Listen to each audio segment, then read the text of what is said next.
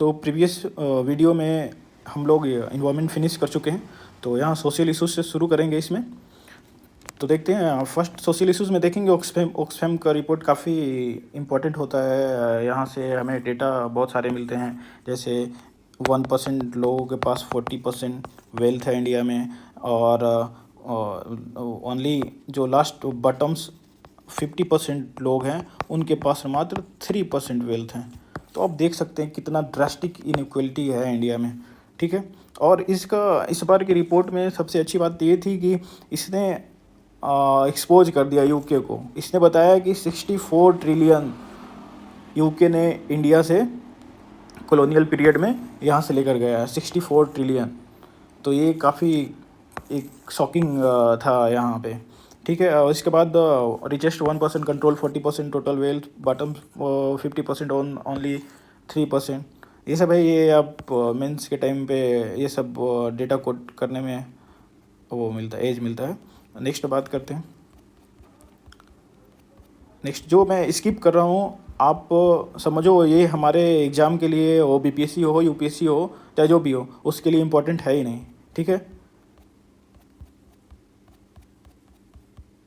Genome India project, genome India project में हम बस ये इतना याद रखेंगे कि ये 2020 में शुरू हुआ था। 20 बायोटेक्नोलॉजी डिपार्टमेंट के द्वारा 20 इंस्टीट्यूशन इसके साथ थे, और इसके लिए एक जीन बैंक बनाया गया है और न्यू दिल्ली में बनाया गया है।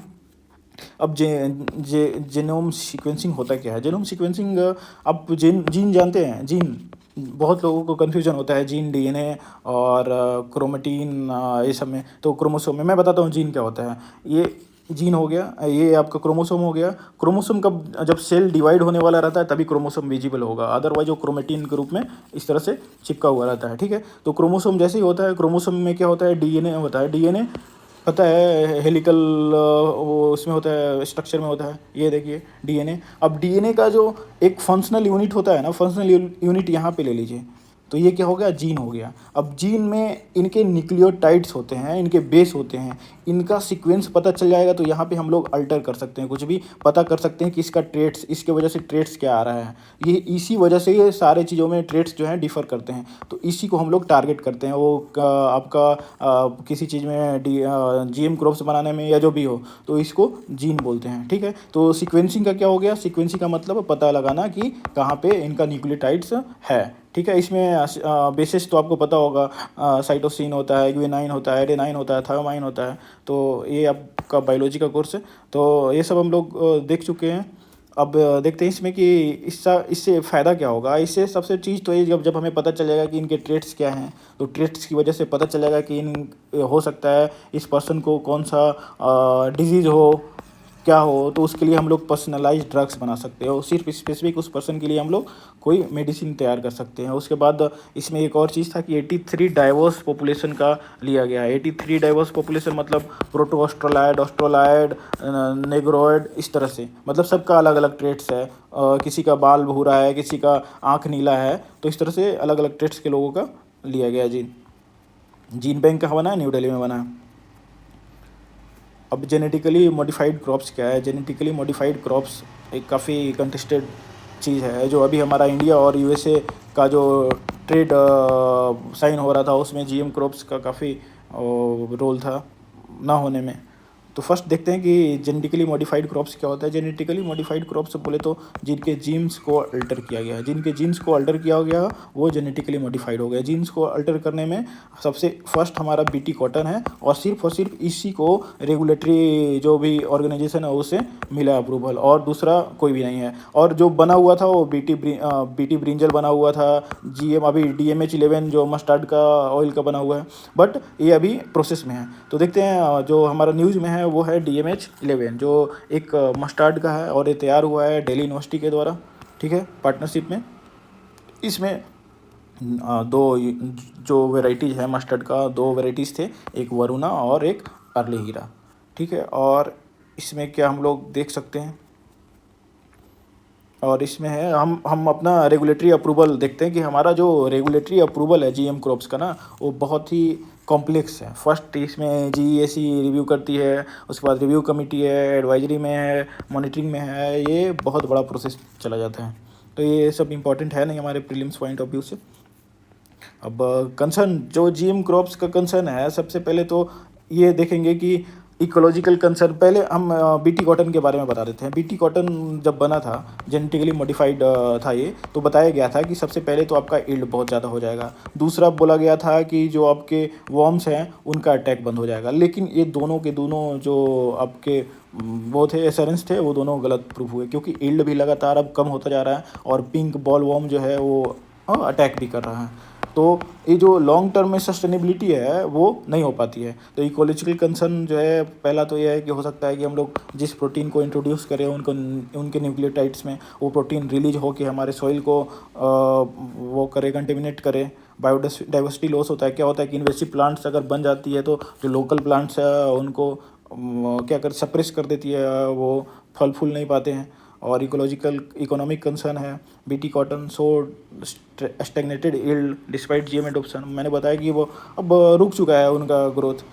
और एथिकल इश्यूज है, एलर्जिसिटी है, ये सब ज़रूरी नहीं। मतलब ये है कि मान के चलो जीएम क्रॉप्स आप खाते हो, उसमें जो ट्रेड्स में बदलाव किए गए हैं उसका हमें लॉन्ग टर्म का इम्पैक्ट अभी पता है नहीं।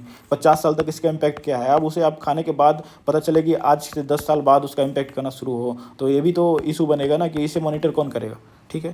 थर्ड लॉन्च पैड हमारा लॉन्च किया गया है सतीश धवन के पास। ये मेनली बनाया गया है हमारा जो एनजीएलवी है, एनजीएलवी मतलब रियूजेबल व्हीकल के लिए, उसके लिए। स्क्रैमजेट और रैमजेट स्क्रैमजेट इंजन क्या है, जो हमारा नॉर्मली रॉकेट इंजन होता है उसमें हमें फ्यूल के साथ साथ ऑक्सीजन का टैंक भी देना पड़ता है। स्क्रैमजेट इंजन में ऐसा नहीं होता है। ये क्या करते हैं, इनहेल करते हैं। इनका जो माउस देखोगे ना आप स्क्रैमजेट इंजन का, इस तरह से होता है। तो ये इधर से इनहेल होता है एयर, और इसी एयर को ये लोग कंबसन में यूज करते हैं। तो इसीलिए इसको सेल्फ ब्रीथिंग इंजन भी कहा जाता है। इसको रैमजेट इंजन बोला जाता है। अब इसका एडवांस वर्जन स्क्रैमजेट इंजन आ चुका है। स्क्रैमजेट इंजन में एडवांसमेंट में क्या है कि स्पीड ज़्यादा हो जाएगा और मैनुअबिलिटी ज़्यादा हो जाएगा। और इसी तरह से ये देखिए स्क्रैमजेट इंजन है, ये इनहेल हो रहा है और ये कंबसन हो रहा है, फ्यूल कंबसन।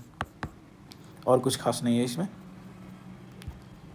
जो जो हमारे लिए इम्पोर्टेंट है बस हम उसी को कवर करेंगे। पूरा किताब पढ़ने की ज़रूरत नहीं है, टोटल वेस्ट ऑफ टाइम है। इसलिए stick to what I am saying just.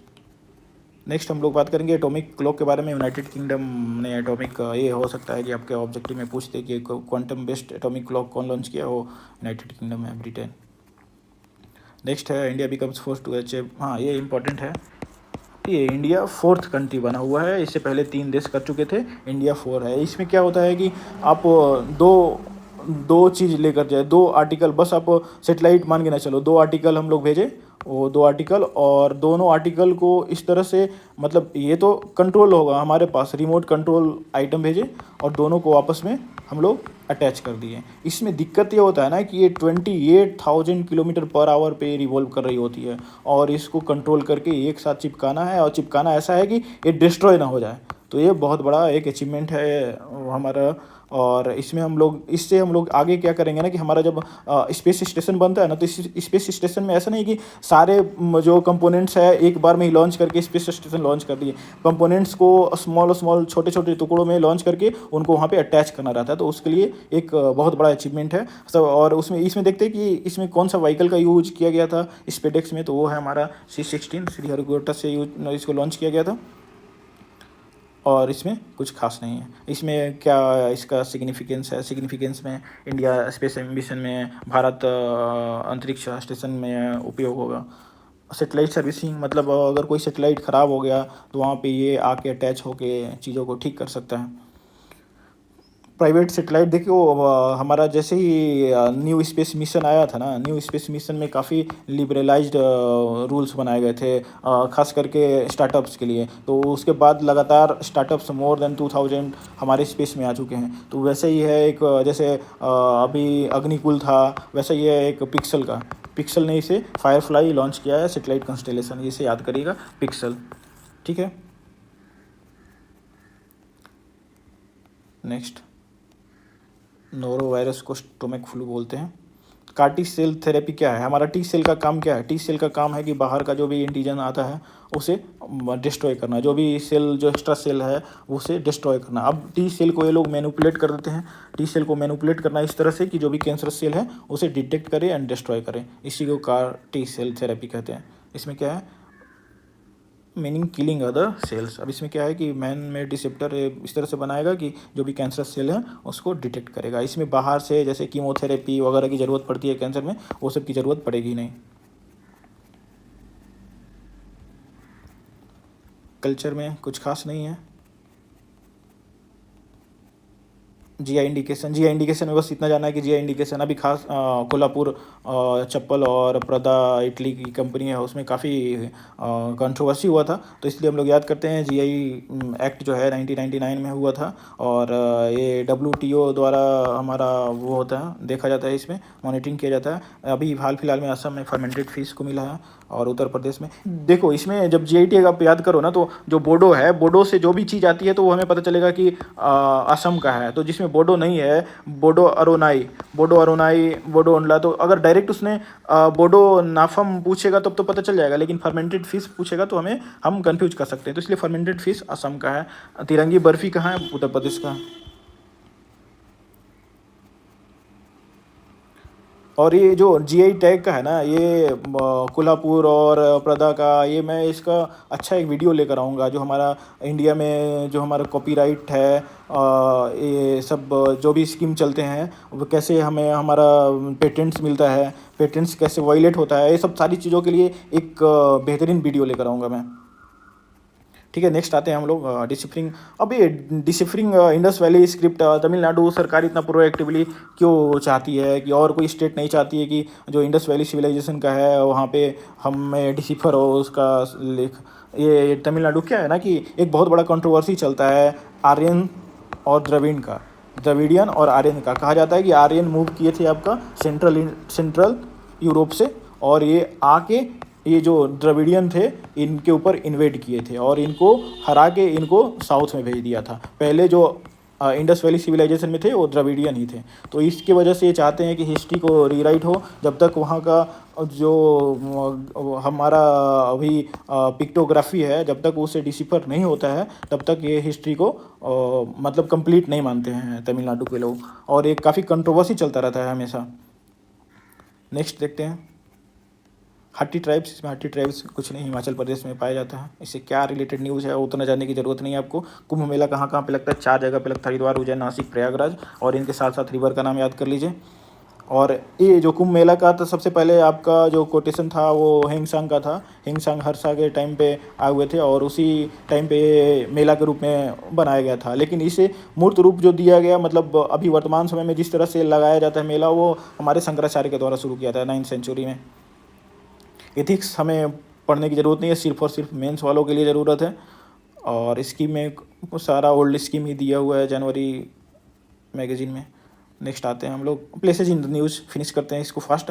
Ladakh है, लद्दाख में पैगोंग लेक है। पैगोंग लेक क्या है कि 1/3 इंडिया में है, 2/3 चाइना में है, और एक मात्र वो ये जो लेक है ना, ये साल्ट लेक, मतलब खारे पानी का लेक है। ठीक है, साल्ट लेक है ये, मतलब क्या बोलते हैं उसको, मीठे पानी का लेक नहीं है ये, जैसे डल लेक है हमारा। और दूसरा है पंगसाउ पास, तो बता दिया मैंने। और आंध्र प्रदेश प्रोजेक्ट सतीश धवन, ये भी पता है। वर्ल्ड मैप में आकर देखते हैं, गल्फ ऑफ मैक्सिको को गल्फ ऑफ अमेरिका रखने का प्रपोजल डोनाल्ड ट्रंप के द्वारा दिया गया है। लेक विक्टोरिया इसलिए इंपॉर्टेंट है, ये बहुत सारे एग्जाम में पूछा जाता है, इंक्लूडिंग यूपीएससी, बीपीएससी, यूपीपीएससी। तो इसमें क्या है, लेक विक्टोरिया अफ्रीका का सबसे बड़ा लेक है, ठीक है, और दुनिया का सेकेंड बड़ा। ठीक, नाइवासा केनिया में है आपका। और क्यूबा, अब ये क्यूबा को अभी क्यूबा अटैक हुआ है आपका एक हरिकेन के द्वारा। ठीक है, हरिकेन का नाम था राफेल। अब पता है राफेल नाम कौन दे सकता है? राफेल का नाम फ्रांस ने दिया था। ठीक है, ये बस इतना ही याद करना है। और डाइगो गार्सिया के बारे में बात करें तो डाइगो गार्सिया क्या है कि एक आइलैंड था इंडियन ओशियन में, इस पे कोलोनाइजेशन के टाइम से यूके का अधिकार था। और अभी क्या कि ये लोग हैंड ओवर कर दिए हैं मॉरिशस को। ठीक है, फिनिश हो गया। अभी इसमें देखते पर्सनालिटीज़ में इंपॉर्टेंट क्या है।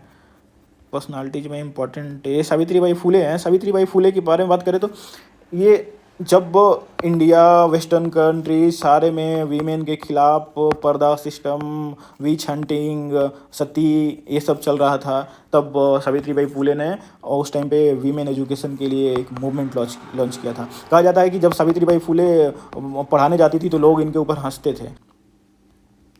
और इसमें सबसे ज़रूरी चीज़ ये है कि इनका बस रोल था, इन्होंने इनके जो हस्बैंड थे उन्होंने एक गुलामगिरी करके बुक लिखा था, और वो देख लेंगे हम लोग, ज्योतिबा फुले ने।